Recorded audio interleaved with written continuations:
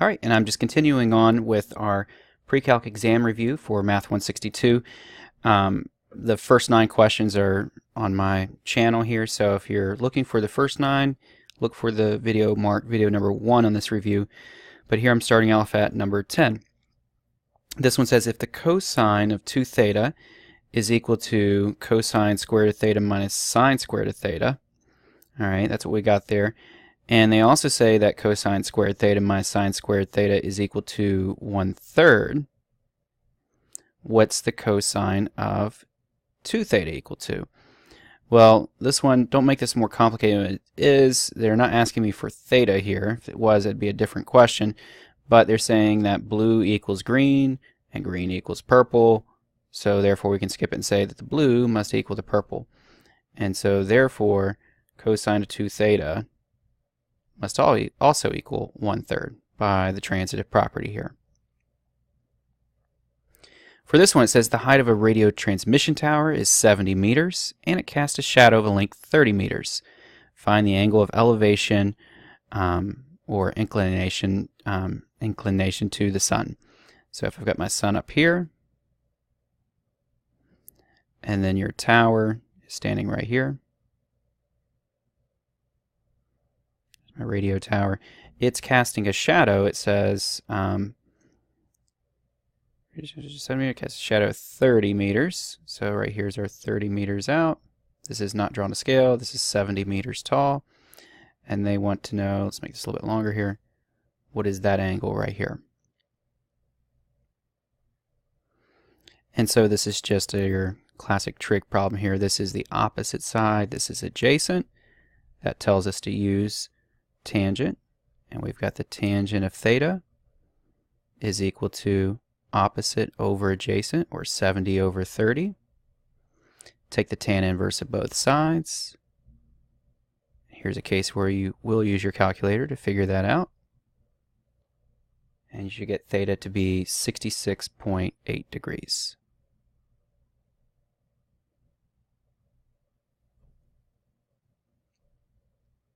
It says use fundamental trig identities to verify this mess right here. So whenever you see this, you should have written out somewhere your fundamental trig identities. We start with the easiest, cosine squared of theta plus sine squared of theta is equal to 1. And to come up with the others, we just divide everything by cosine and then divide everything by sine. So if we divide everything, cosine squared and sine squared. Dividing this by cosine squared, I get 1. Dividing this by cosine squared, I get the tangent squared. And 1 over cosine squared is secant squared. Now divide everything by sine squared. Cosine over sine squared is cotangent squared. Sine squared over sine squared is 1. And then 1 over sine squared is cosecant squared. And so it's just helpful to have these 3 listed, especially because you'll have more than one problem like this. So you might as well be aware of that. And so this left side over here, I'm trying to make it look like the right side. And so I already see that tangent squared plus 1 is equal to secant squared. So maybe I can take that somewhere. Sometimes you wind up on a dead end, but let's try it out. So secant squared of x times cosine of x is equal to secant of x. Now I also know that cosine of theta is equal to 1 over secant of theta. And so I can replace that cosine with 1 over secant of x, and I'm timesing this by secant squared of x. Go ahead and make them a fraction. And now I notice that this becomes secant squared over secant, and one of those secants is going to cancel out and give me secant of x is equal to secant of x. So that verifies.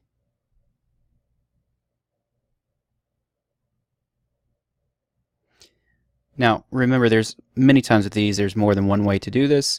You could have written this part out right here and then said, hey, you know, this is the same thing as cosine squared of x, not cosine squared, just cosine of x times secant squared is the same thing as 1 over cosine squared.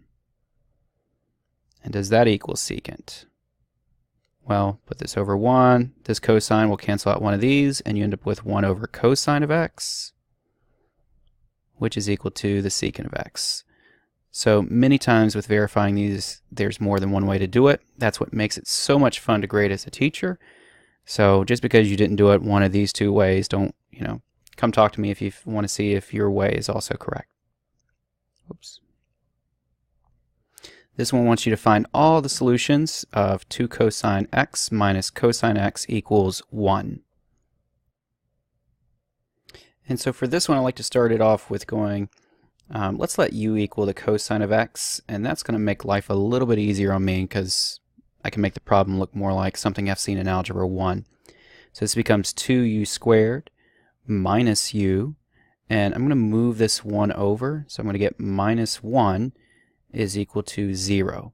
And then I want to factor this. So I want factors of negative 2 that will add up to negative 1, and that gives me negative 2 and positive 1. Multiplied together give me negative 2, added up give me negative 1. So I'm going to split this thing up into negative 2u and positive 1u. Bring down your minus 1 and 2u squared. All that equals 0, and I can factor here by grouping. Factoring out a 2u, I get u minus 1. And factoring out a 1 right here, I get u minus 1. And so then factor out a u minus 1. I get u minus 1 times 2u plus 1 equals 0. So u is equal to 1, or let's see here, subtract 1, u is equal to negative 1/2. And so continuing on over here on the right side, substituting back in cosine of x for u, I get either the cosine of x is equal to 1, or the cosine of x is equal to negative 1/2. And that takes me back to the unit circle. So here's my unit circle. The question is, when is cosine equal to 1? Well, remember, cosines are x value, and so right here is when it's equal to 1. That's when x is equal to 0 radians. Now, when's it equal to negative 1/2? That's going to be right here. So that's this triangle, and it's also this triangle right here. And so this is at 2 pi over 3. That would be this angle. And then this angle right here is going to be when it is 4 pi over 3.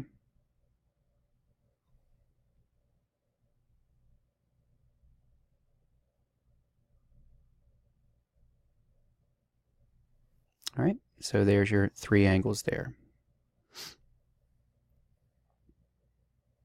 Next, it wants all the solutions of 3 times the cotangent squared of x is equal to 1.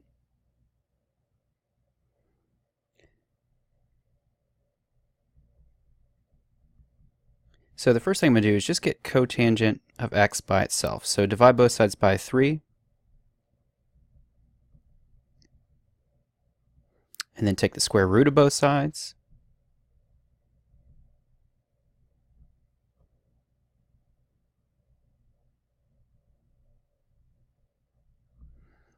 And then I'm just going to make it look like tangent because I'm more familiar with tangent. So I'm going to take the reciprocal of that and change that to tangent. So when is the tangent of x equal to square root of 3? So go back to your unit circle.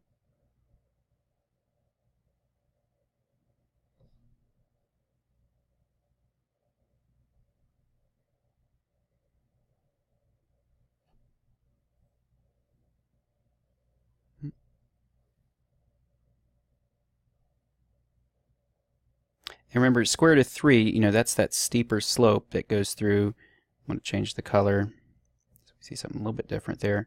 This is our steeper slope right here. So there are 2 angles when it's equal to square root of 3, and that's going to be your pi over 3 and your 4 pi over 3. Now, be very careful here because it's real easy just to take the square root and only take the positive root. So remember, we don't know if we're talking about the positive or the negative root with this square value here. So not only is it the positive root, which this is half our answer, but you also have to have the negative root in there also. So that's very important. You'd only get half the question right, and if it's multiple choice, you probably get all of it wrong then. So don't forget, you also have the negative square root of 3 value coming through like this. And that's going to give you your value of 2 pi over 3 and 5 pi over 3. So these 4 angles in here are your solutions to this question on number 14. Number 15 says solve for tangent square root of x is equal to the square root of 3 times the tangent of x. Now it can be real tempting here just to divide both sides by tangent, and so you get the tangent of x equals the square root of 3 and solve from there. But remember, the tangent of x could equal 0, and so we have to count that, that it could be that, and you don't want to divide by 0. That'd be a huge mistake.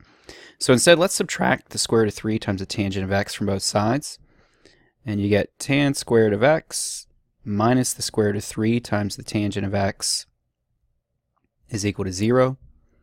And then we can factor from there. So you can do this a couple different ways. You can say, you could do what we did earlier and use the u substitution, let u equal to tan of x, or you could just factor out the tan of x, and this gives you tan of x times tan of x minus the square root of 3 is equal to 0. And so I know either the tangent of x is equal to 0, or the tangent of x minus the square root of 3 is equal to 0. And so adding this to both sides, we get tan of x equals square root of 3. And over here we still got tangent of x equals 0. When is the tangent of x equal to 0? Think back to your unit circle. It's this slope right here of 0, which is at 0 and pi. So 0 and pi are possible solutions. And then over here, when is it square root of 3? That's that sharp angle right there where you have pi over 3 and 4 pi over 3. So our answers are 0, pi, pi over 3, and 4 pi over 3.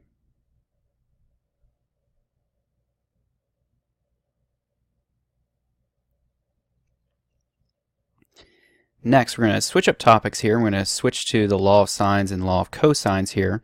And it says solve the oblique triangle given that A equals 16 degrees, B equals 98 degrees, and C is equal to 8.4.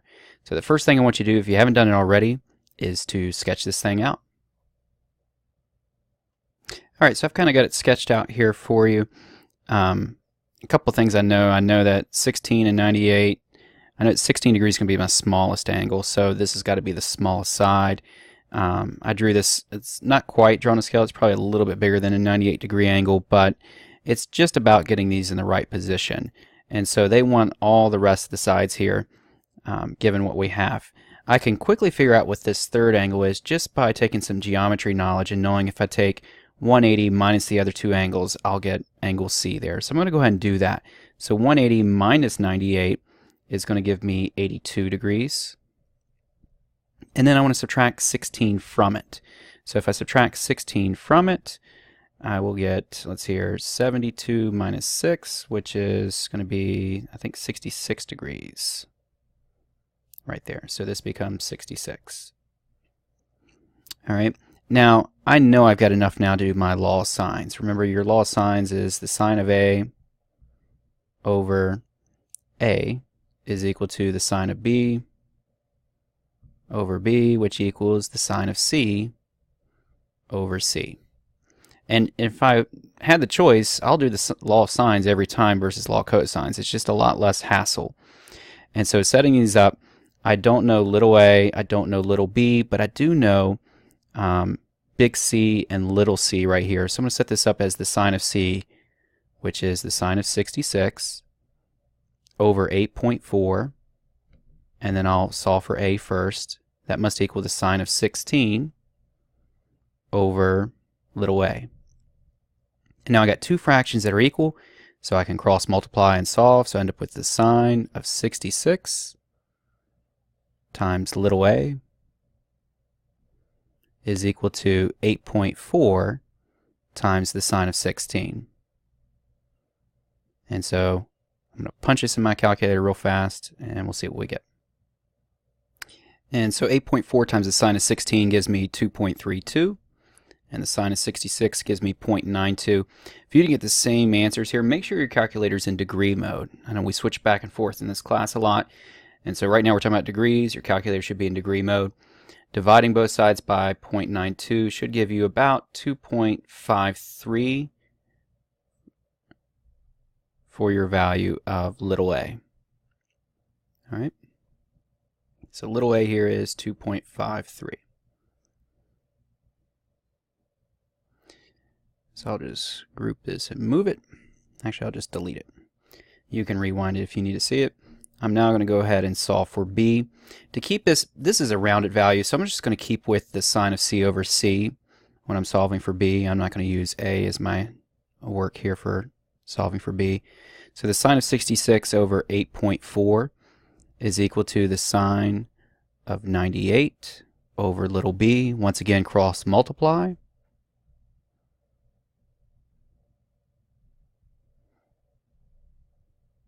So 8.4 times the sine of 98. That gives me 8.32. And then we did it a second ago. What was it? The sine of 66, that equals 0.913. So b times 0.913. And so 8.32 divided by that gives me 9.1. And so that's your answer for B there. Next, once again, sketch this thing out and see if you can use the law of sines first. Probably not because we just did law of sines, but pause the video, sketch it out.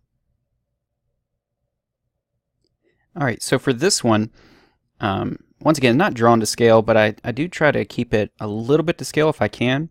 I know that the biggest side of a triangle is going to be across from the biggest angle, the small side will be across from the smallest angle, and the mediumest side will be across from the mediumest angle.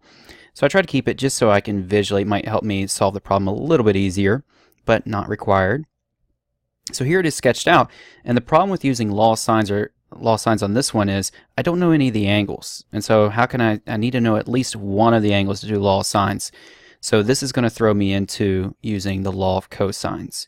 See if you can remember the law of cosines. Write that down, pause the video if you need to, and write it down.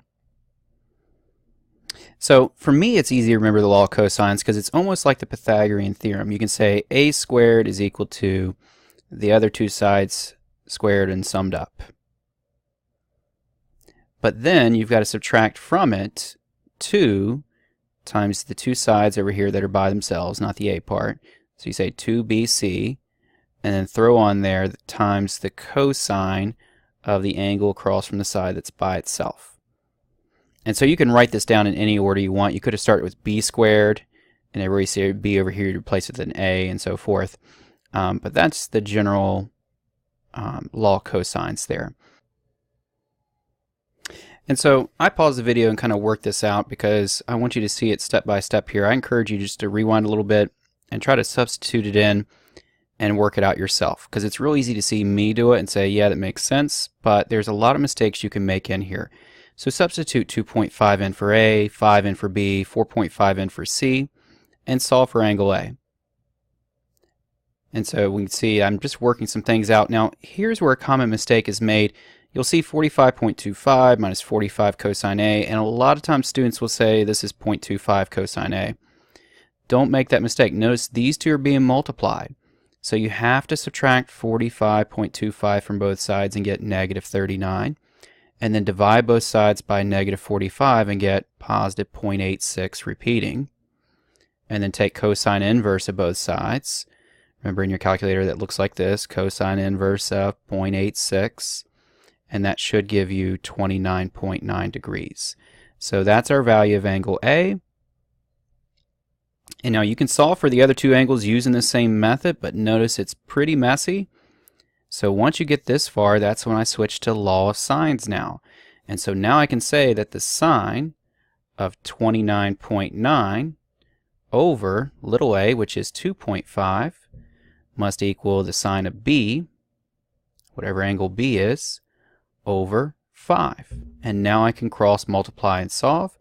I get 5 times the sine of 29.9 is equal to 2.5 times the sine of b. Not a lot of room on this page here. So I'm going to punch that in. Let's see. 5 times sine of 29.9. That gives me 2.49. Then divide it by 2.5. That gives me 0.996. And then so the sine inverse of that gives me 85.5 degrees is equal to angle B. I think the answer key I gave you, what did it say for that? 86.177. So it's a little bit off compared to this. It might just be some rounding and stuff in there I've got. And so then subtract both of these from 180. So 180 minus 85.5 minus 29.9 gives you 64.6. And so there's those three angles solved for you. So number 18 deals with a word problem with the trig we've been talking about. And so here's a triangle that they've got going on where the surveyor walks from point A to point B 425 meters, turns 65 degrees and walks another 300 meters, and they want you to approximate the length of AC, this third side right here. So notice this is an exterior angle to the triangle, not the interior angle. So we first need to say, hey, these are a linear pair. So we can subtract 180 minus 65, and that will give us the interior angle, and that should be 115 degrees. And so I'll call this side right here little b, same thing they're referring to as AC. And now we can use, let's see, can we use the law of sines here? No, it looks like we're going to need another angle to figure out this one, so we'll need to use law of cosines. So if you're unfamiliar with law of cosines, go back and look at, rewind it just a little bit. Number 17, we talked about law of cosines there. But I'm going to say, you know, I want to know this side right here, little b. So I've got little b squared is equal to little a squared, which is 425, plus little a is 300, but we'll just switch it around. Little c squared plus little a squared minus 2 times 425 times 300 times the cosine of big B, which is 115. And so now notice everything right here is actually known. The only unknown is the B by itself there. So I'm just going to punch this whole right side into the calculator. Make sure you're careful with this though. Make sure you're following order of operations, that all of that mess is being subtracted from the 425 squared plus 300 squared. So you should be able to put it all into the calculator, but what I did instead was just kind of write this out step by step. These two right here give me 270,625. All of this mess, because cosine of 115 is negative, it came out to be negative 107,767. And so this becomes minus minus is plus a positive. So b squared equaled all of this mess, and square rooting both sides. Remember, we're taking the positive root because you can't have a negative distance over here. You get a positive 615 meters there for the approximation of AC there. This says write the first 5 terms of this sequence here. So all I got to do is say, okay, a sub 1, 2, 3, 4, and 5. So when I put 1 into this, I get 10 times 1 minus 3, which is 7. So my first term here is 7. When n equals 2, I get 10 times 2 minus 3, which gives me 17. When I put a 3 in, I get 30 minus 3, which gives me 27. Put a 4 in, you get 4 times 10, which is 40, minus 3 is 37. Should see the pattern here that we're adding 10 each time. And then so 5 times 10 gives me 50, minus 3 is 47 here. And so this should make sense because we notice that this is linear, and when we see linear we should be thinking arithmetic, and so there should be a common difference that is the same. In this case our common difference is 10, but those are your first 5 terms in that sequence. This one says write the explicit formula for a sub n for an arithmetic sequence if the first term is 25 and the common difference is -3. So when we look at this, we want our formula. Let's write it out. A sub n is equal to the first term plus, remember we're going to do n minus 1, subtract those subscripts, times the common difference of d right here. And now substitute in what we know. We know the first term right here is 25. So a sub n equals 25 plus the n minus 1 times the common difference of -3. Distribute your -3, you get -3n plus 3. And then we got plus 25 right here equals a sub n. And then combine these right here, we get 28 minus 3n is equal to a sub n. And if you want to, you can switch around, make it look more like a linear equation where you have minus 3n plus 28 is equal to a sub n.